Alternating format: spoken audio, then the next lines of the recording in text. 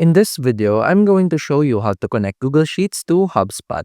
So you can automatically connect Google Sheets to Hubspot to sync data, import or export contacts, or update CRM records by integrating it as a third-party affiliate application inside Hubspot. Now to do that, on the upper part of the screen, you can see in here various icons. We simply go to Store icon, which represents Marketplace. Once you click this, you simply go to HubSpot Marketplace. This will then direct you to the complete list of applications that are affiliated with HubSpot that you can add or integrate inside your account to improve the experience. Now, in the search bar, we simply locate Google Sheets. This will provide you options already. We go to Google Sheets in here.